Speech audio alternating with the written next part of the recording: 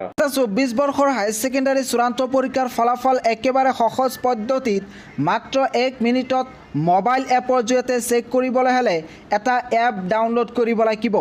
ইয়াৰ বাবে তোমালোকে প্ৰথমতে প্লে ষ্ট'ৰ যাবা, যোৱাৰ পিছত ইয়াতে তোমালোকে চাৰ্চ কৰিবা আছাম 12 ৰিজাল্ট 2024।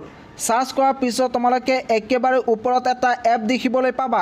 এই এপটো তোমালোকে ইনষ্টল কৰি ল'বা। মই ইতিমধ্যে এই এপটো ইনষ্টল কৰিছোঁ, তোমালোকে এই এপটো ইনষ্টল কৰিবা।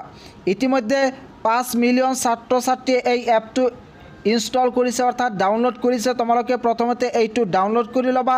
তাৰপিছত ইয়াতে অপেন বুলি লিখা আছে, তোমালোকে অপেনত ক্লিক কৰি এইটো অপেন কৰি ল'বা। তাৰপিছত তোমালোকে একেবাৰে তলফালে দেখিবলৈ পাবা লিখা আছে স্কিপ। ইয়াতে তোমালোকে স্কিপ কৰিবা।